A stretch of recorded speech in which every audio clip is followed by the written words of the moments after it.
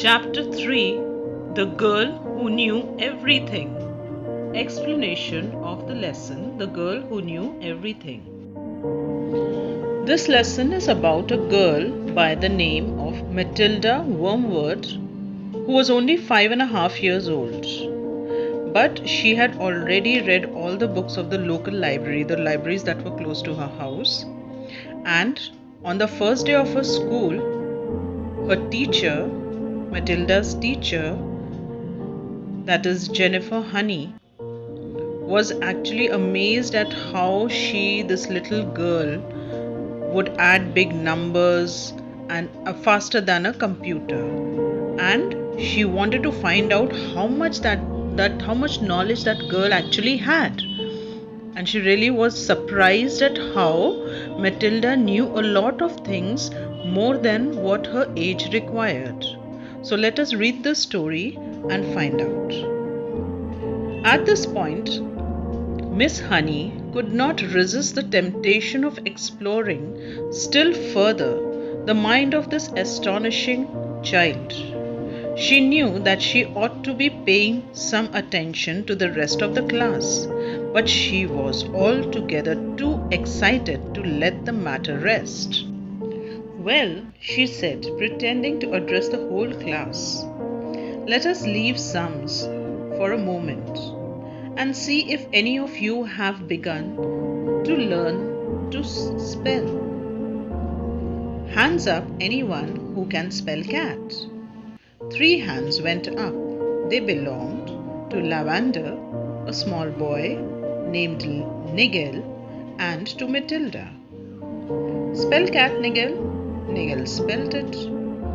Miss Honey now decided to ask a question that normally she would not have dreamt of asking the class on its first day.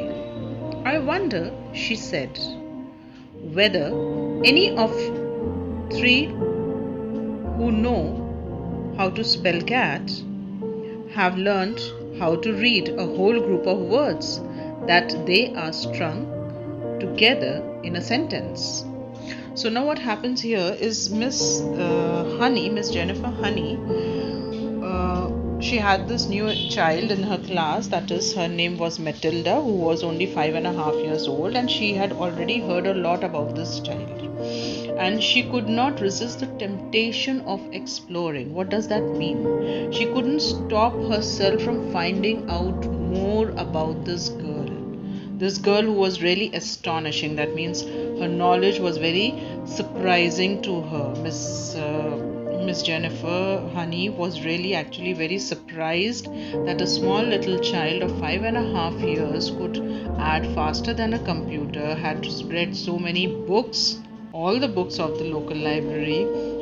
She actually had a lot of knowledge for her age.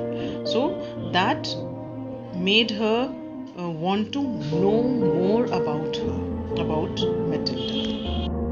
So anyways, Miss Honey pretends that she is talking to the whole class, and she tells them that let's stop doing additions of sums and all, or whatever they were doing in math, and she asked them to start telling some spellings. So first she asked the children a very simple spelling of cat, and only 3 children raised their hands. That was Lavender and Nigel and Matilda. So Nigel, Miss Honey asked him to spell the word cat, and he was able to spell the word cat very easily. Then she thought of giving a more difficult sentence. Lots of words together make a sentence. So she thought of giving them a sentence and seeing if these 3 children would be able to read out that sentence, a long one. Okay, so let's read further what happened then. "I have," Nigel said. "So have I," Lavender said. Miss Honey went back to the blackboard and wrote with her white chalk the sentence. "I have already begun to learn how to read long sentences."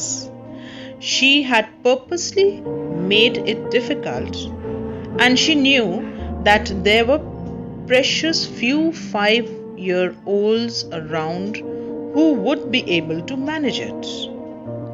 Can you tell me what that says, Nigel? She asked. That's too hard, Nigel said. Lavender? The first word is I, Lavender said. Can any of you read the whole sentence? Miss Honey asked, waiting for the yes that she felt certain was going to come from Matilda. Now what happened? Nigel and Lavender, they both said that they would be able to read the sentence. So Miss Honey went to the blackboard and wrote with the chalk on it a long sentence. And the sentence was, I have already begun to learn how to read long sentences. So she had deliberately or knowingly, she had written such a long sentence because she knew there were a few very precious means very few children who knew how to read this long sentence. So when she asked Nigel to read that sentence out, Nigel said, it is very hard, it is too long, I cannot read. And she asked Lavender, then Lavender said, I can only read the first word, that is I. Then she was waiting, asked the whole class if someone else could read the sentence. And she was actually waiting for whom to read the sentence? Yes, she was waiting for Matilda to read the sentence because she knew Matilda could read it. So we come to the next page now. Yes, Matilda said. Go ahead, Miss Honey said. Matilda read the sentence without any hesitation at all. That really is very good indeed, said Miss Honey, making the understatement of her life. How much can you read, Matilda? I think I can read most things, Miss Honey, Matilda said, although I'm afraid I can't always understand the meanings. Now, what happened is, Matilda said, yes, I can read the sentence. She raised her hand and she said that she could read the sentence, and Miss Honey told her to go ahead to read the sentence. And Matilda read the sentence without any hesitation, that is, with full confidence, without any mistakes, with full confidence. She read the whole sentence. And Miss Honey was really very happy to hear that, and she said it was very good, making the understatement of her life. Understatement of her life means not being able to praise Matilda enough. She wanted to praise Matilda a lot for being able to read such a difficult sentence for that age. For a 5-year-old child to read that sentence was not easy. But Matilda had read the sentence very well.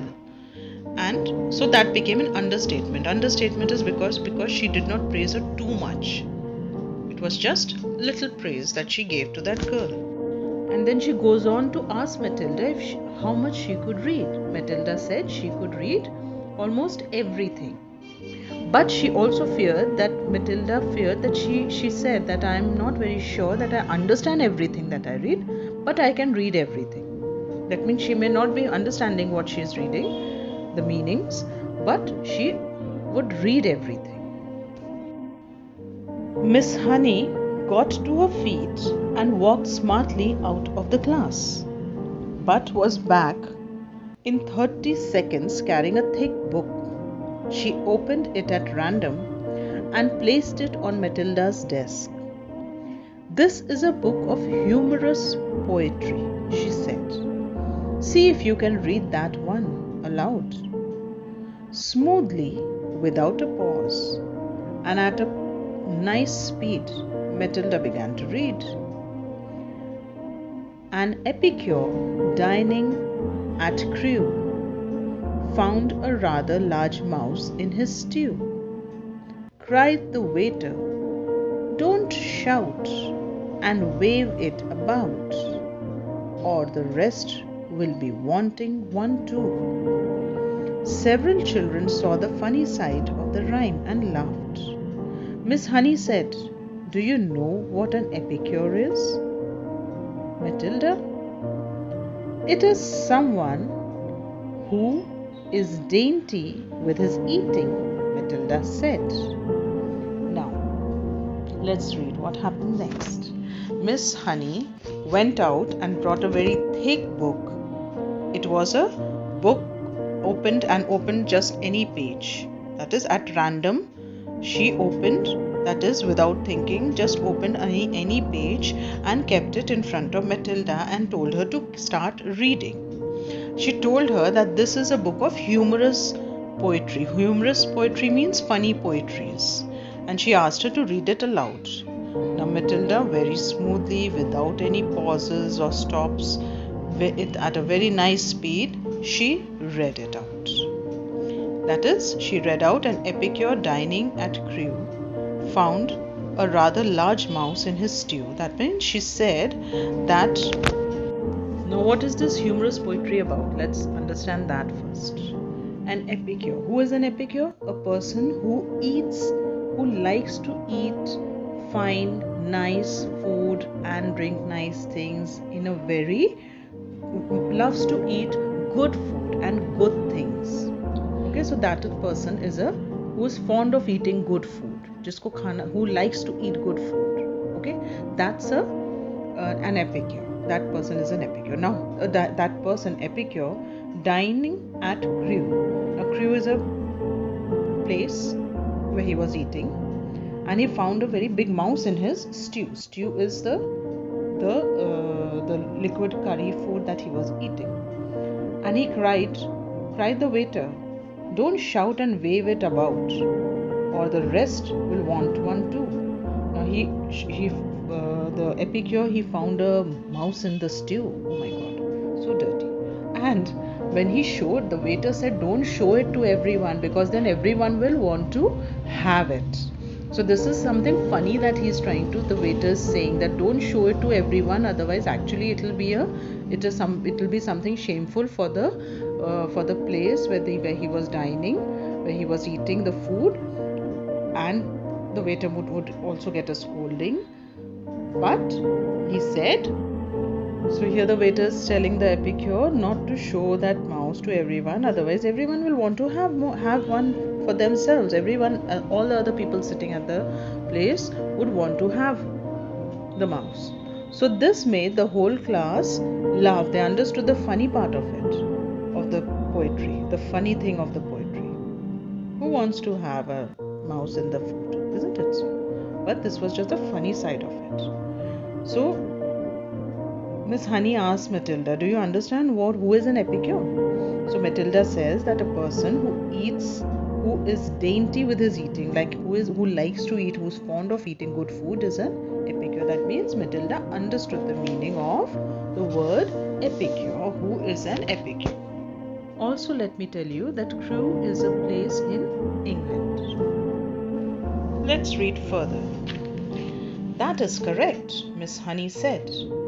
"And do you happen to know what that particular type of poetry is called?"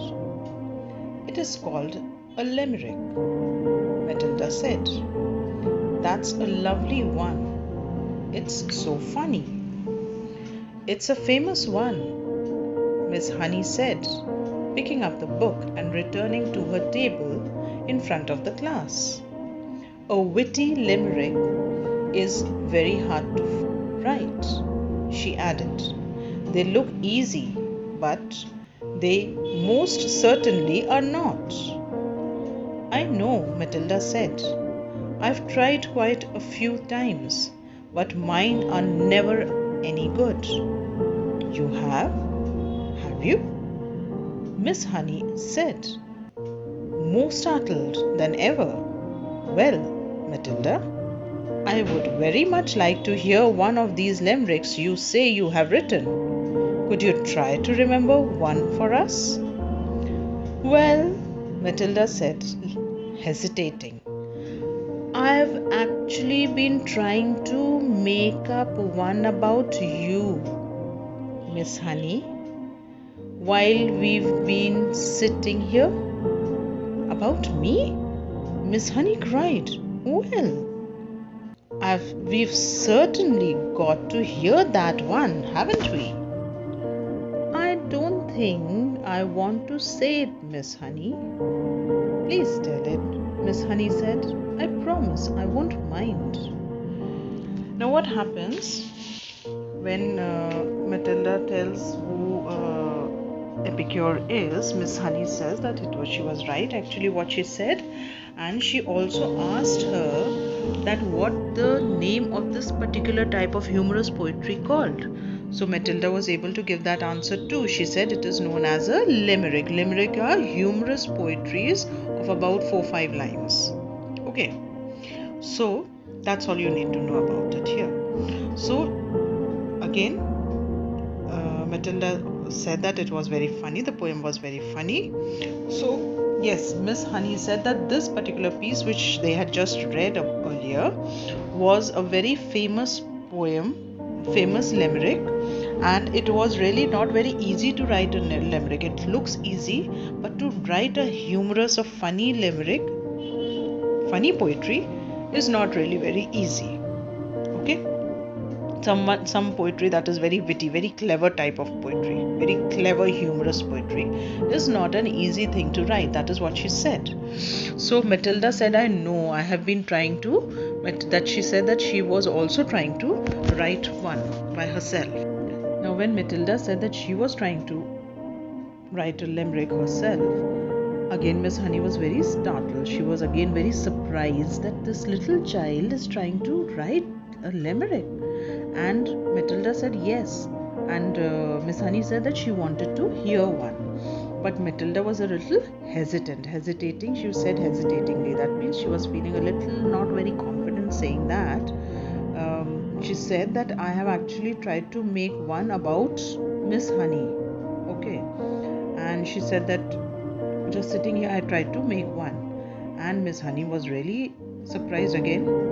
She spoke in a very loud and excited voice. She said, oh really, is it about me? Then I want to hear it right away. I want to hear it. She was very excited to hear a limerick about herself. But this one, Matilda was hesitant. She didn't want to really say because she thought that she may mind it. She may not like it. So Miss Honey said, don't worry. I promise I will not mind it. I will not feel bad. Whatever you have written, you just tell us. She wanted to hear. She was very curious. She wanted to hear what this little child could make, that type of poetry.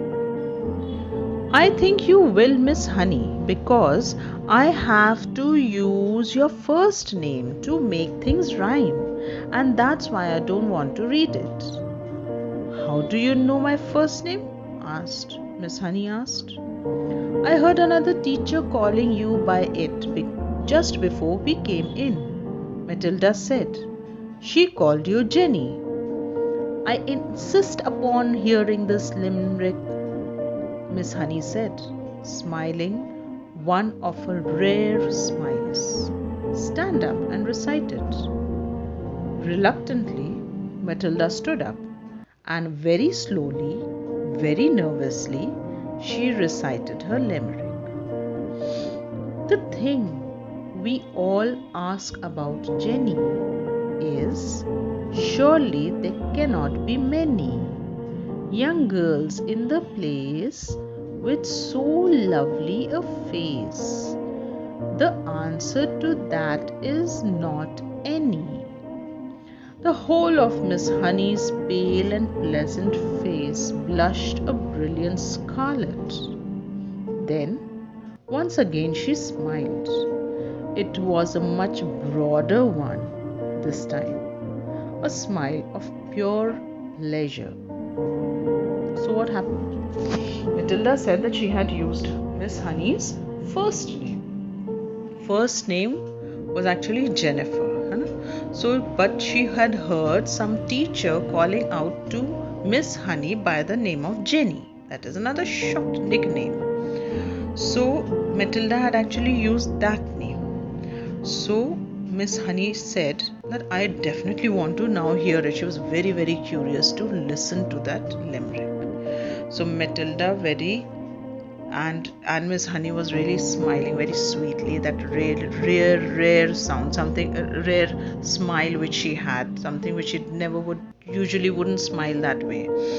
So Matilda very reluctantly was feeling, she was very nervous and feeling scared, and very reluctantly, not sure of whether Miss Honey would like the poem.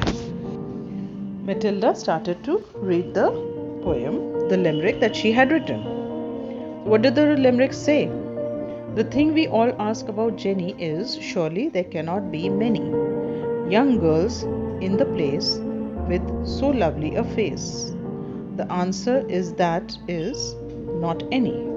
So Matilda tried to write that Miss Jenny, what was about Miss Jenny she is writing is that surely there cannot be many girls, young girls like her who have such a lovely face, such a pretty face. She was trying to say that Miss Honey has got a very pretty face and she's looking very lovely, and that the answer to this is that there are not many beautiful, pretty girls like Miss Jenny. So that is the poem, the limerick about Miss Jenny and her pretty face. So she's trying to rhyme it with Miss Honey's first name, Jenny and many, like that. So, and the whole, after listening to this, Miss Honey was blushing a brilliant scarlet. That means she was feeling very shy and turning red because of shyness. And she was really feeling very happy to hear that, and she was smiling more, and she gave a broader, more happier smile out of pure pleasure, out of pure happiness, that a small little girl like Matilda, 5 years old, tried to write a limerick on her own, and that too about her teacher, about Miss Honey. So this is the story about Matilda, a very brilliant girl, very intelligent girl who knew everything.